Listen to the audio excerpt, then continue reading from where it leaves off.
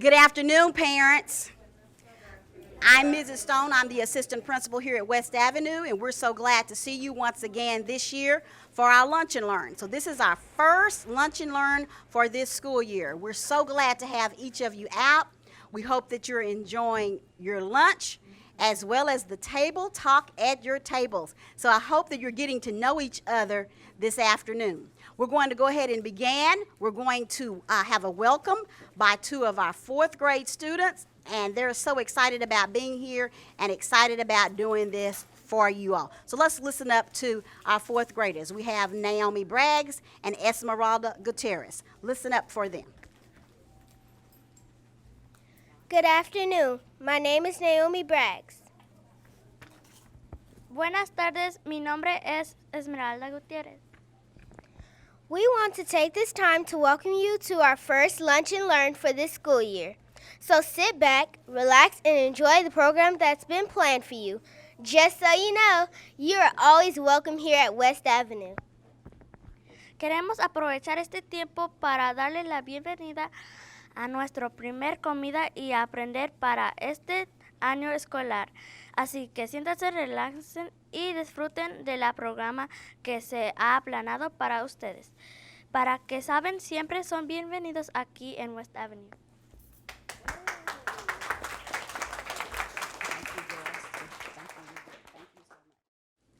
All right, we're going to hear from Mr. Josh right quick, and then after him, we'll have our Bear interns come forward. Mr. Josh. Thank you. So I just want to quickly say thanks for being here. I recognize some of your faces. I know a few of you from earlier this year and previous years. But quickly, I do work for Waco Community Development, and what we do is we are a nonprofit organization that we are a partner here with the school, so we do a variety of different things, but the main thing we do is build homes in the neighborhood. And so we have a lot of different assistance that we provide with that and help people kind of go through the entire process, including financial literacy, looking at credit score and how we can help with that, down payment assistance. And so if that is something you are interested in, I'm going to stay around today, and I have information back there on one of the tables that you can feel free to grab. I'm also present on campus a lot because we are a partner here, and so my role is really to kind of help you as parents with whatever you might need. And so if you want to talk with me a little bit more about that afterwards, feel free as well. Thanks.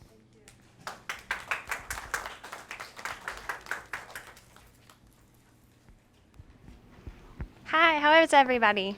Great, thank you. Good. How are we feeling? Good? Not so good? Okay, so that's just one example of something that we like to do with our kids here at Brook Avenue. We call it check in, check out. It's just something easy. It doesn't take a lot of time to do. But my name is Hannah Rigg. I'm with the Bear Project, and we're on campus this year to try and improve engagement with our students. So that may look like some of our kids just need a little extra help learning how to control their emotions, how to interact with peers, how to talk about things with their teachers that may be hard. So my colleague Lindsay First is working one-on-one with those kiddos. And then I'm working with our community partners, with our teachers, to make sure that they're getting the support that they need. Can somebody give us an example this morning of a time that you were frustrated or upset and how you handled it? Anybody? I've got gummy bears for somebody. Anybody, a time that you were frustrated or upset, and how did you handle it? You may not have done the right thing, but just tell us, how did you handle it? Okay, so, oh yeah. No, si tuvo una situación del día de hoy que se haya sentido frustrada o enojada, y cómo fue que usted lo resolvió el problema. Bueno, pues lo que siempre sabe pasar es como cuando mis hijos no están listos para la escuela, que les digo One of her frustrations was that her kids wouldn't get up and get ready on time. que a la mera hora andan corriendo, que buscando los zapatos, la They're mochila, looking for shoes, backpacks, el bus. rushing. Trato de calmarme I try to calm porque si no down me va a hacer peor because then the situation is just going to get worse. y ya mejor voy y los dejo rápido antes de que pase a mayor. And she tries to rush in to get her things and get her kids here on time before anything else gets worse in the situation with them? Yeah. Okay, so she had a situation that was really frustrating, and she recognized that she was getting frustrated and used her social emotional skills to calm down before the situation got worse. So that's just one thing that we're kind of working with our kids on. If that's seen by a teacher, that we might help our kids learn some skills to calm themselves down. And one other thing, you guys have flyers on your table. It's got a ruler and some paper on top. We would love for you to write some strengths of your children. If you'll write your child's name and your child's teacher, we'll make sure that their teachers get those, just to increase communication between our parents and our teachers, as well as helping them to see what you guys love about your kids. So thank you much.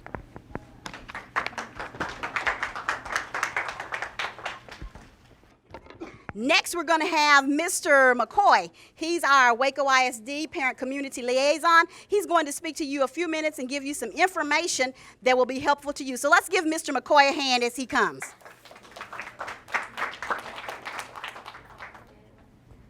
Thank you. I'm Odie McCoy. I am a PCL, Parent Campus Liaison. My main job is for truancy and attendance. I interact between the campus and the parents, trying to get the kids to come to school. I have some stuff I want to cover with you. Truancy is what we deal with. Now, we're striving for a 97% attendance rate at all schools, but for here also. And when your child misses 3 days unexcused, we have to send a warning letter. That means we send you something in writing to let you know that the child is truant, and that sometimes a parent doesn't realize that the child has missed as many days as they have. And that warning letter is a good way to let you know that something is amiss. And you can check into it. A lot of things have been straightened out simply because they got the warning letter and came up to the school, which is what we would like for you to do, come up to the school and straighten it out. The other part of a truant child, mother or parent contributing to the truancy of a child, is truancy court, which after a period of 10 days in a 6-month period, we have to file a truancy case.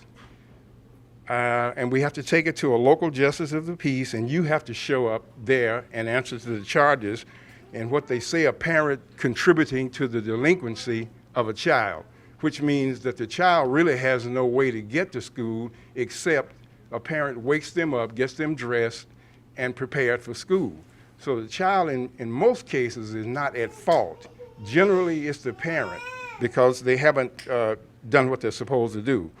Now, along with that letter, you get a TPM letter, which is a truancy truant prevention measure letter. It asks you to come to the school and meet with the principal and the PCL, and we discuss what may be contributing to what's causing the students to be truant. We'll set a date, and you'll come up and we'll speak and we'll talk about those issues.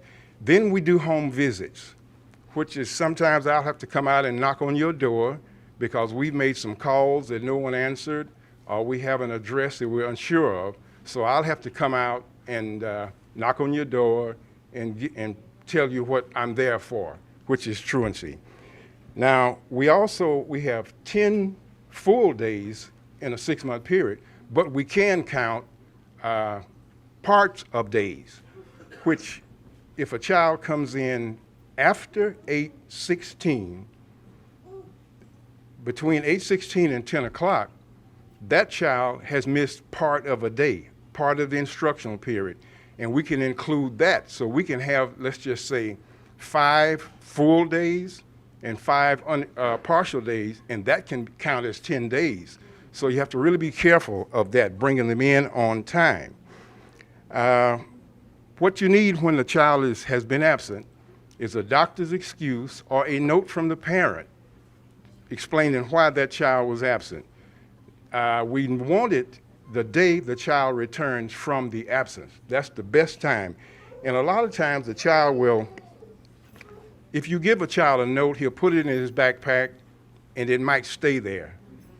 And we would like for you to turn it into the front desk, because you can put it in that backpack or give it to a teacher, and if the teacher gets busy, that note is lost. And after 3 days, I believe, we can't go back and excuse a day because you didn't have the note. So it's up to the parent to really make sure that that note gets here. Now, we have some, back to truancy court. They can charge you up to $500 per unexcused day with a $20 court cost. Up to, it's a possibility. That doesn't say that that's going to happen every time, but that is a possibility. Early pickups and tardies. Sometimes a parent will come in and pick a child up before the specified time. We have 420 minutes a day to educate a child. But when you come in early, pick him up, you really cause harm, because he's missing some vital instruction time. You pick him up early, or you bring him in tardy, as I stated before, 8:16 to 10 o'clock. There's also a thing called the 90% rule, which means that a child has to be in school 90% of the instructional time that year. Now, that equates to about 17.7 days, but you can just round it off to 17 days. Now, here's a mistake that some parents have made. They think, used to be it was the word 18 days and it's 90%, but they think the child can miss 18 days. They think that there's a time frame from the day they get here until 18 days and they are safe. That's not true. You've already missed. And when you miss 90% of the time, you're going to have to appeal whether that child gets retained at the end of the school year. As I stated, there's a parent misunderstanding that I've had parents that tell me that. Well, he has 18 days. Nope, that's not the case. I won't bore you with a whole lot of other stuff, but those are the main things. Early pickup, not bringing excuses, and the 90% rule. There's another statistic that there's already been some studies that show that if a student has not learned to read before the 3rd grade, there are some dire social consequences in the penal system for that child. They already know that they're not going to be successful. So that's something for you to think about. Don't be guilty of contributing to your student being a part of those dire consequences. Thank you.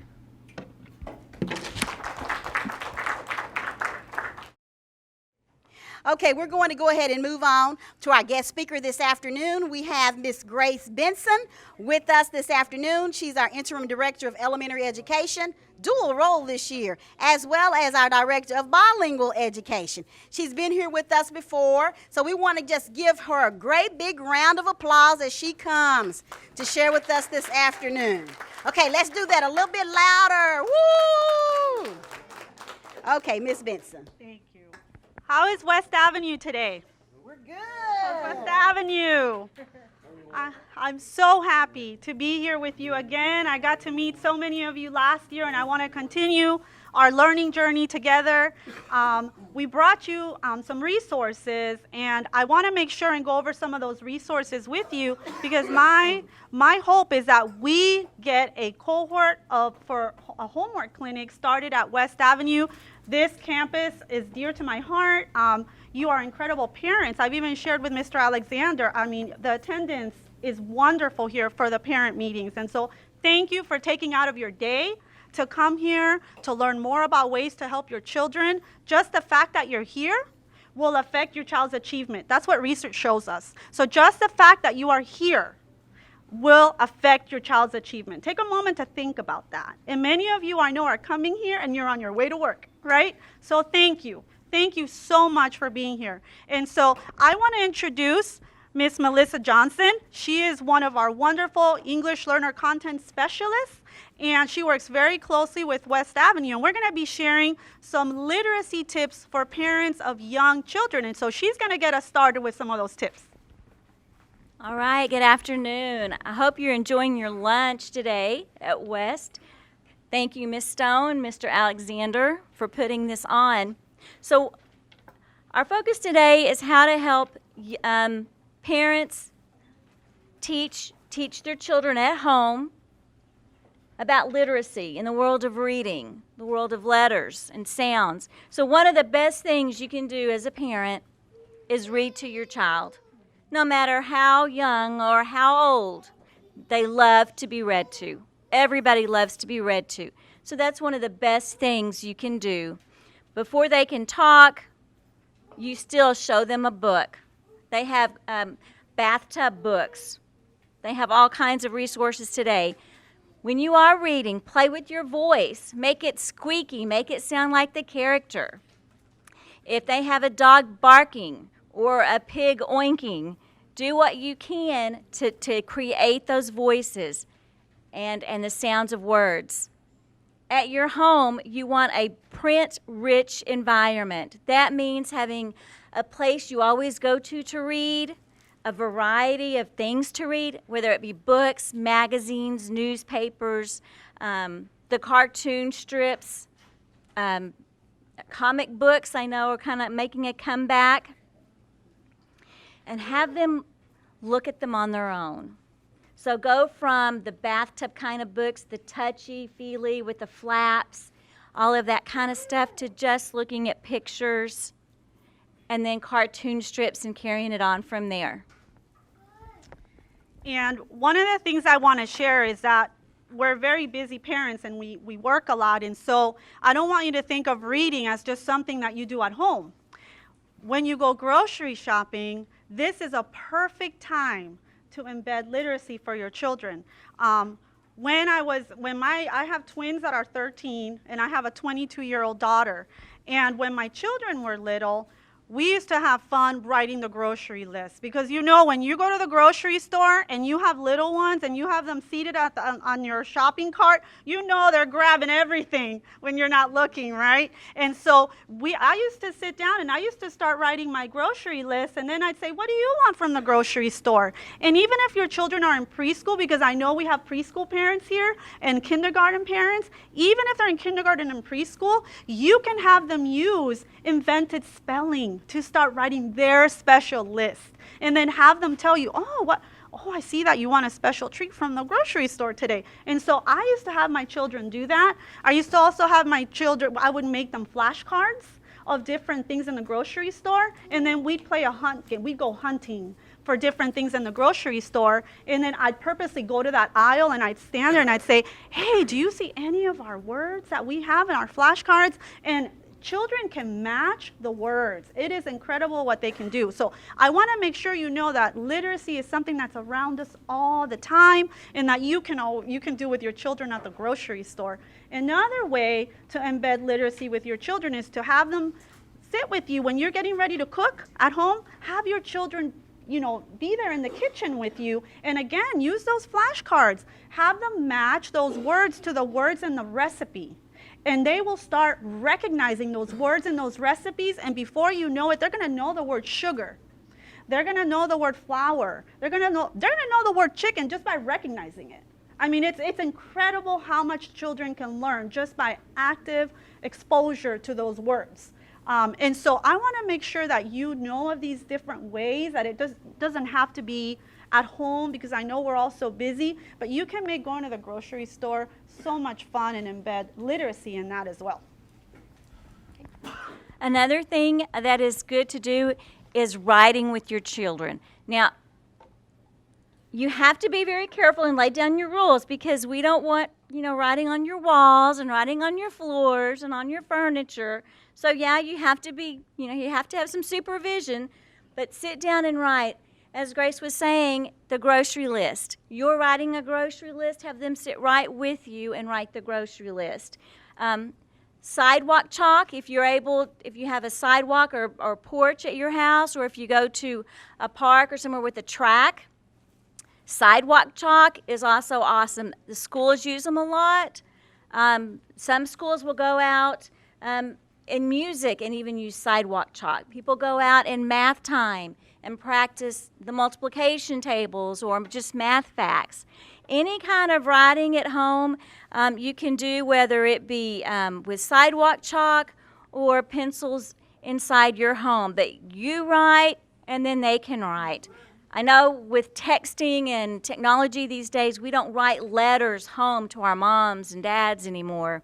But I remember some of my fondest memories are of my mom sitting down, writing a letter home to her parents every couple of weeks. And I would sit down and, Mom, what are you writing? I want to write too. And I would do my scribble. And she would also put it in the envelope. But anytime you can have a kid write, and at a young age their writing may be drawing, but have them explain that drawing. Oh, what did you write? Can you read that to me? Okay? And that's what we also do at pre-K and kindergarten. They write and we have them read it to us. What did you write? What did you say in your letter? Okay? So writing.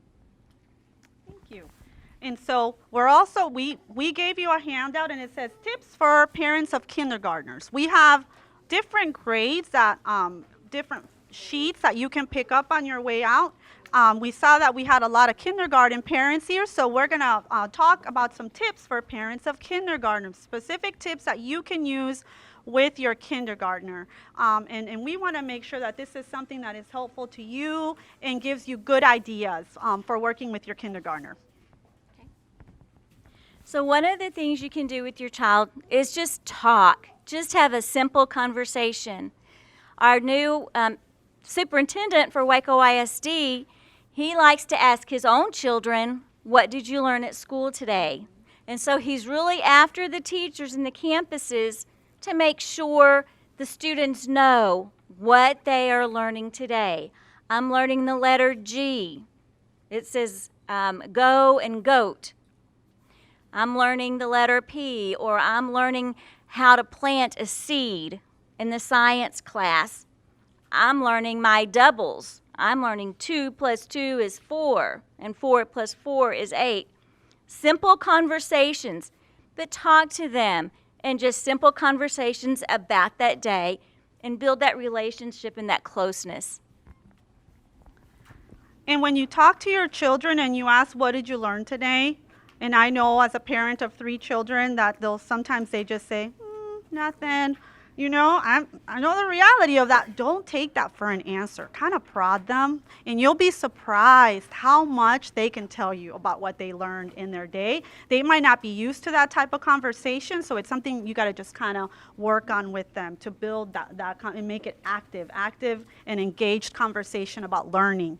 And another thing we want to share is when you read with your children, this is the time you can be silly, experience what you're reading, feel it with them. I'm going to give you a really special memory that I have with one of my twins, Isabella. When Isabella was a little girl, she's one of my twins, we had a favorite book that we used to read. It was called When Mama Comes Home Tonight.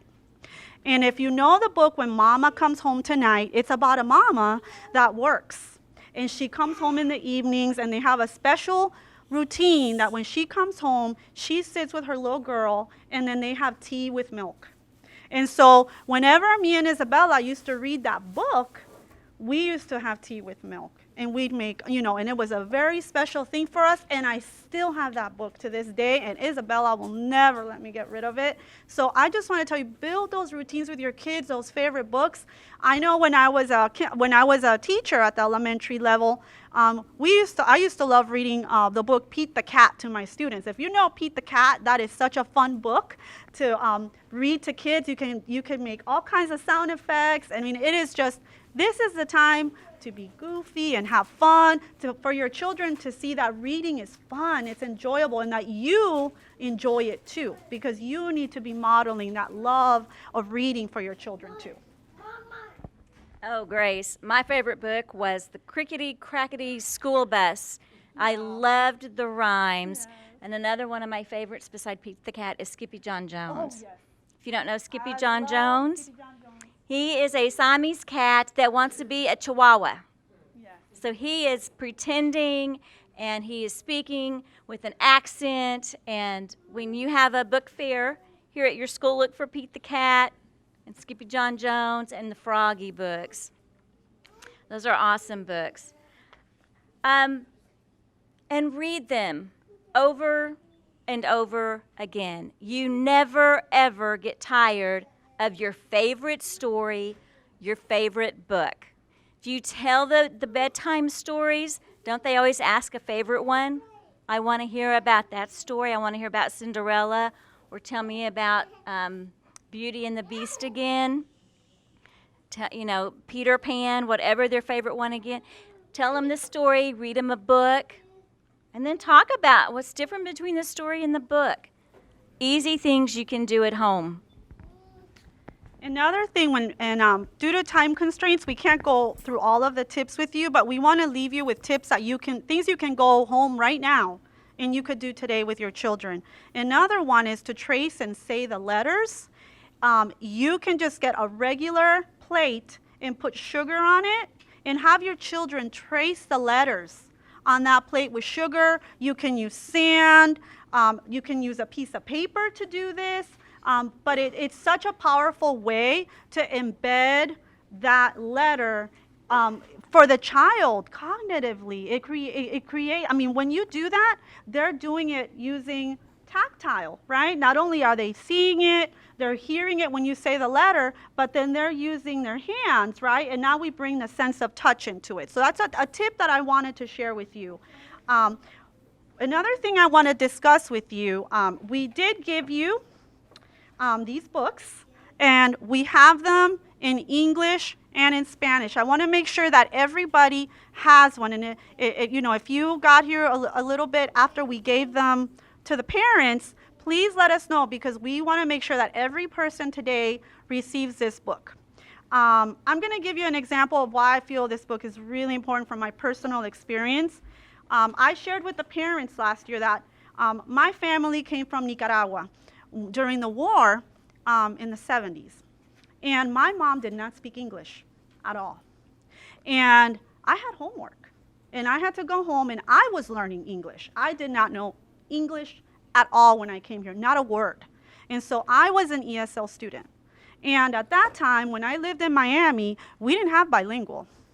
And so I wish my mom had had a book like this. Because if you take a moment to open this book, you have everything that your children are doing. Whether I gave it to you in English or Spanish, you have everything that your child is doing in school right now, where you can sit down next to them. And if they're working on fractions, you can look it up and you can help them with their fractions.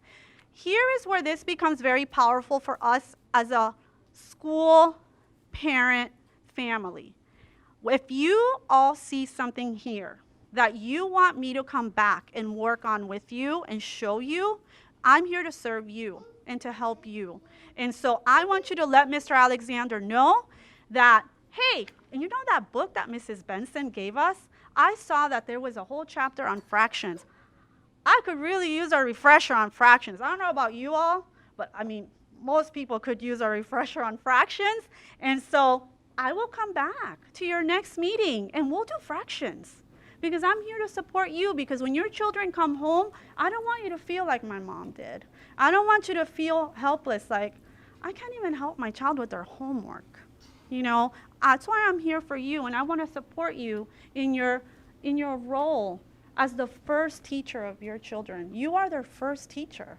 We come after that. Everything they've learned up to now, they first learned from you. So that's why we want to make sure you have this book before you leave. We also have a parent advisory council that I shared with you last year. We have had more parents that have joined our council. And the nice thing is about our parents, our advisory council is for parents of children who are learning English. We now have students in our council.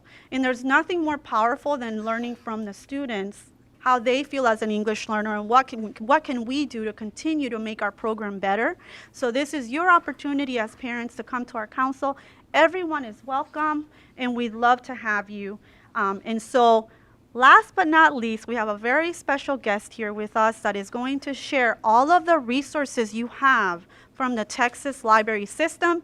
These are tools you have disposable to you right now, and she's going to show you how to access all of these library resources from home. Hi. So hello, good afternoon. My name is Lisa Monti. I am the Technology Professional Development Specialist for the district. So I help with technology integration, and I also help with library services. So I have 3 kids as well, like Grace. I have an 11-year-old, a 9-year-old, and a 6-year-old. And right now we are so busy with flag football and cheerleading, and the oldest is learning saxophone. It's just crazy at my house. Well, my middle child right now in their science class, they're learning about the ocean, and they're learning about different plants and animals and things that live in the ocean. So the teacher says, okay, Jackson, I want you to pick something, an animal or a plant, and I want you to go home and I want you to find a picture of it and try to find a paragraph about it. Well, he comes home, and of course we have flag football practice, and then we've got to go to cheerleading, and then I've got to pick the oldest up from saxophone. So we get home at 8 o'clock, we have our dinner, we're getting ready, and he goes, oh, Mama, I have homework. And I'm like, huh? And he goes, yeah, I have to, you know, pick out a picture or a paragraph about my animal or my plant that I chose. And I go, well, what did you choose? A sponge. Okay. So then the first thing he does is he goes on Google and he types in sponge. And of course, what do we get? We get sponges that clean the house. We get SpongeBob SquarePants. We get sponges for makeup. We get everything except what we're looking for. So I said, oh, I remember we have access to some other resources available. And so we go here. So you have this handout. These are the TextQuest resources. These are resources that the state as well as Waco ISD pays for. We want your child to use these at home. We want them to use them at school. We want them to use them anytime they need to do any kind of research.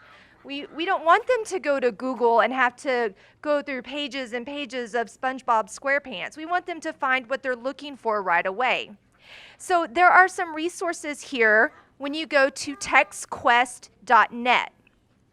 For the younger students, you have access to Britannica. That's the first place I would start. In fact, I would circle Britannica on your piece of paper. When you go into Britannica, and you type in whatever it is you're searching for, there will be articles, there will be pictures, there will be videos, there will be other websites. There are all kinds of resources in there. And again, they're all right on one page. You don't have to go looking at all these different websites. So Britannica is a great place to start. Then you can also go into Gale. And with Gale, you have Kids Info Bits. That is great for elementary students. Again, so many resources in there. And then if your student likes National Geographic Kids, look, it's in here too. You can go in and read full editions of National Geographic Kids. So you can do it from any device, your phone, tablet, computer, in the car, at home, any place you can get to the internet, you can get to these resources. So you have the logins below. And so I encourage you, like I said, anytime your student has assignments or projects or homework, please check out these resources. They're really, really good. And like I said, it's going to save you time, and it's also giving you good quality content that your student can use. Thank you. Thank you, Ms. Stone. I want to also give a shout out to Ms. Benson and her department, and excuse me, and also to all my wonderful families. Thank you for entrusting your children with us. It is our honor and our privilege to serve. Our number one mission this year is to be able to give back and to be able to serve. But we also know as a family, it takes a village to raise children. and that we all work together for the same common goal, that we must be able to read, and educate so that we can make our communities that much more effective and stronger, because our kids are going to come right back and take our places. So the more that we pour into them, the more we give back, the more we show, the more we model, the more we encourage our children, the better that our communities will be. And we know that by research, that kids must be able to read by 3rd grade. So it is that imperative for you to be able to read with your children every day. Ask them questions. How was your day? What did you learn today? How can I help you? How can I support you? Who's your teacher? Sometimes I ask parents, do you know your child's teacher? That would be a first thing to learn, is your child's teacher, right? So you can have those engaging conversations with the teacher. We have email, we have phones, we got text, we got all these lovely devices and social media. Take advantage of those avenues to communicate and to advocate for your child, just like somebody did for you when you was a child. So I need you to always speak up.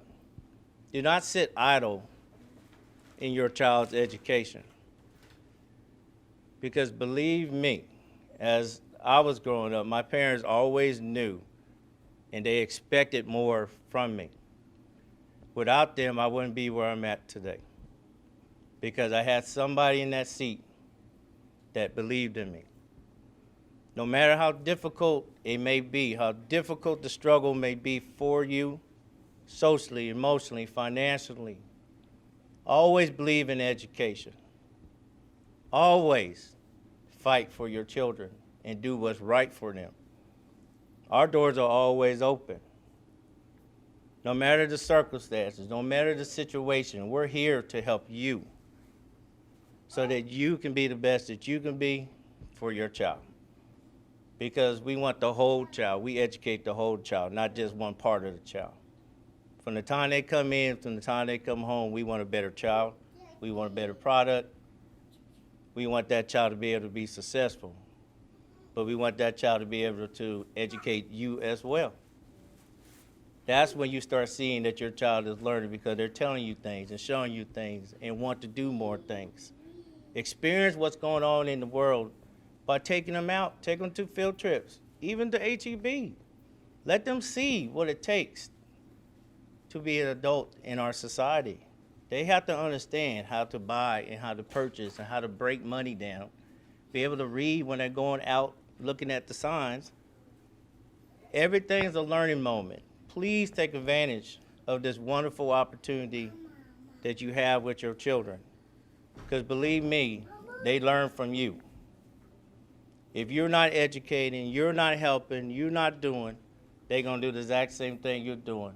Take away that tablet every now and then. I promise you, you'll get a better product and you'll get a better child. Am I correct? Okay? Don't always come home and just give them the cell phone. All right? Take it up sometimes and sit down with them and read with them. Okay? That's what you want, and that's what we expect, because that's what we do. Okay? So work together. Like I said before, my name is Joseph Alexander, and if there's anything I can do, please just come on in. My door is always open. So let me go ahead and close. I just want to say again, thank you. Most of y'all been here for a little bit. Y'all been around for a while. You know how I am. You know who I am. If you need something, just come to me. Okay? I will give you my best. All right? I appreciate each and every one of y'all again. Thank you, and I appreciate you, and we'll hope to see y'all again very, very soon. Thank you.